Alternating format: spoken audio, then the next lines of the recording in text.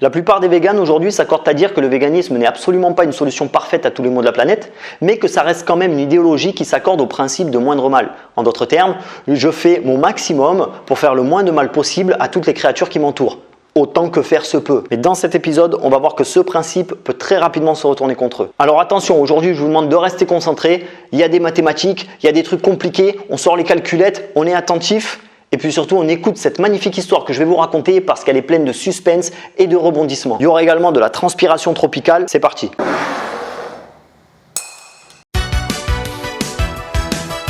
En 2003, Stephen L. Davis, professeur émérite du Department of Animal Sciences de l'Oregon State University, a publié un article qui a fait date. Partant du principe de moindre mal de Tom Regan, principal théoricien des droits des animaux et de la position abolitionniste, dans cet article, Stephen Davis tente de démontrer que si nous prenons en compte la mort des faisans, des pigeons, des étourneaux, des lièvres, des lapins et de toute la faune qui meurt dans les cultures agricoles, alors le régime alimentaire vegan tue plus que l'omnivorisme.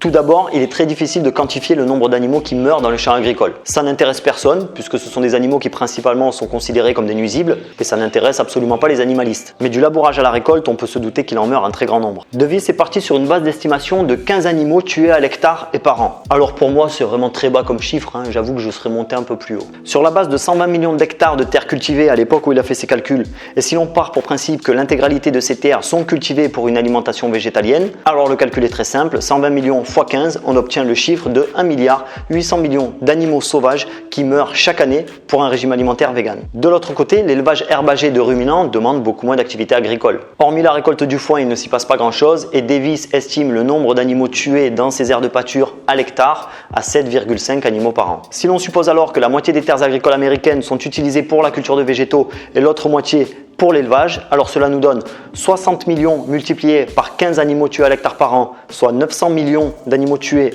pour la culture des végétaux et 60 millions multipliés par 7,5 animaux tués à l'hectare par an, soit 450 millions d'animaux. Ce qui nous fait donc un total d'1,350 milliard d'animaux sauvages tués à l'année pour une alimentation omnivore. Ce qui est bien moins que les 1,8 milliard qu'on avait trouvé pour le régime alimentaire vegan.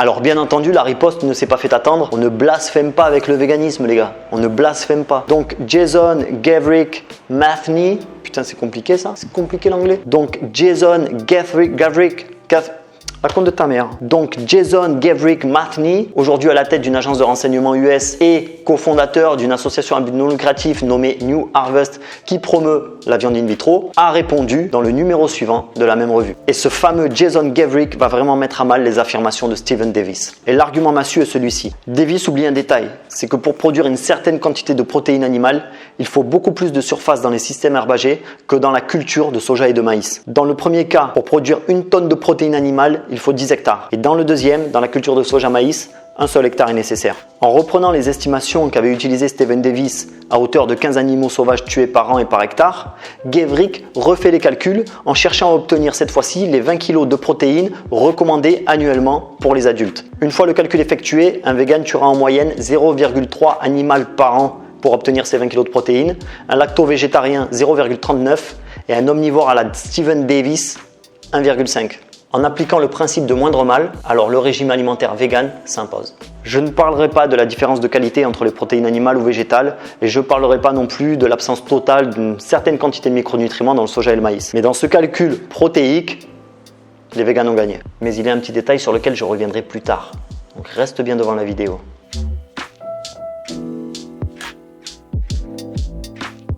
Mike Archer est un paléontologue et zoologiste australien assez réputé dans son pays qui a publié en 2011 un article très analogue à la thèse de Davis.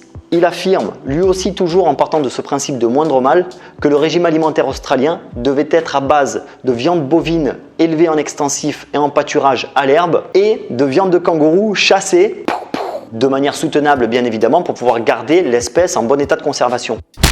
Le mec, il n'a pas capté à quelle époque on était là. La chasse, c'était fou, toi. Pour ses calculs, Archer va s'en tenir uniquement à la mort des souris en période de pullulation dans les champs agricoles. On compte entre 500 et 1000 souris à l'hectare et 80% d'entre elles sont tuées par empoisonnement. Ça fait une moyenne minimale de 100 souris par hectare et par an qui sont empoisonnées. Une mort somme toute assez atroce. Archer calcule ensuite combien de protéines sont disponibles à l'hectare en blé. Pour un rendement de 1,4 tonnes à l'hectare, cela donne 13% de protéines à l'hectare. Il faut 0,55 hectares pour produire 100 kg de protéines utilisables, donc cela équivaut à la mort de 55 souris par hectare. Pour obtenir la même quantité de protéines animales, il faut tuer 2,2 bovins. Sa conclusion est donc celle-ci, il faut tuer 25 fois plus d'animaux pour obtenir la même quantité de protéines. Blasphème contre le véganisme. Alors inutile de dire bien évidemment qu'il y a un paquet de végans qui ont essayé de répondre, mais ils s'y sont tous cassés les dents. Et pourquoi ils ne peuvent rien répondre à Mike Archer? Parce que Archer ne parle pas de l'élevage à échelle mondiale.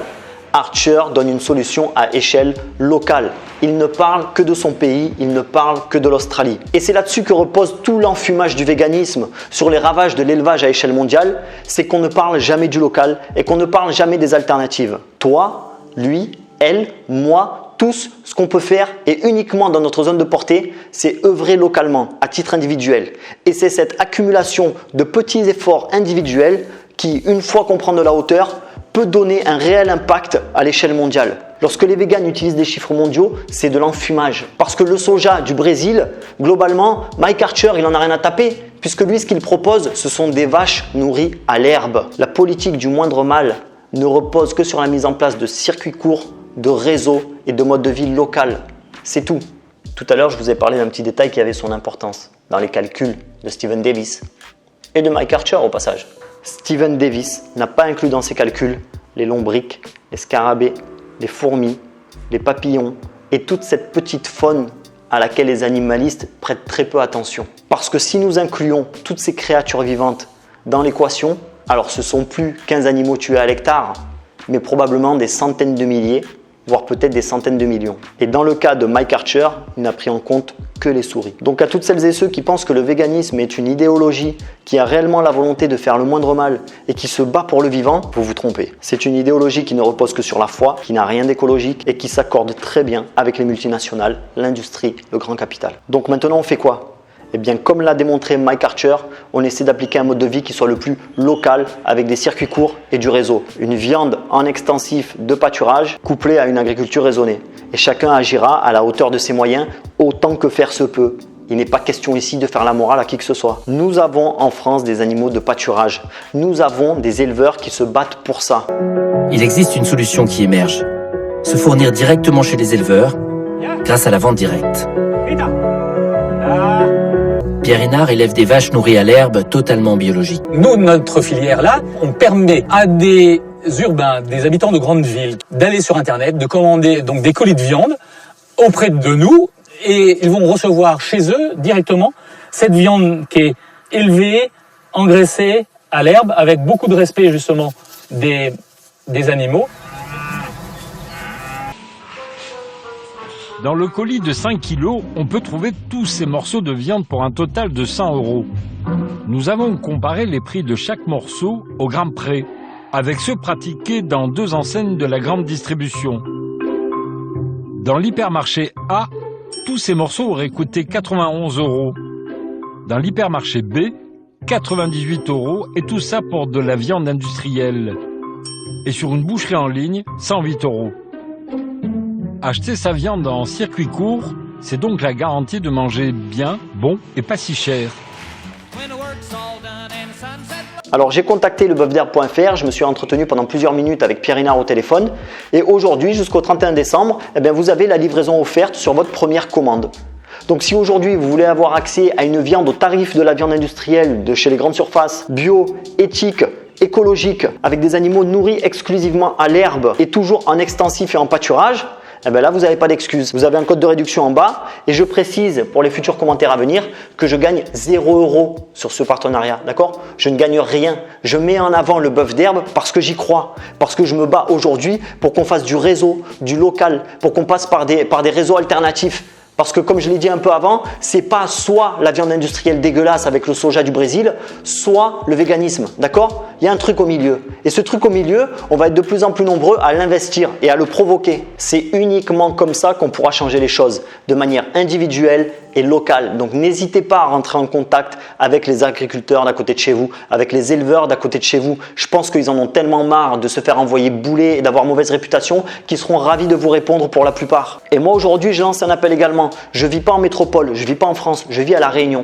La situation de l'élevage bovin à La Réunion, il faudrait faire une vidéo dessus, mais ça va pas très fort. Donc s'il y a des éleveurs réunionnais qui voient cette vidéo ou des personnes qui ont de la famille, qui est éleveur, qui est dans le domaine de l'élevage, qui sont intéressés par créer ce type de filière où on va établir un rapport de confiance entre le producteur et le consommateur, ben, contactez-moi.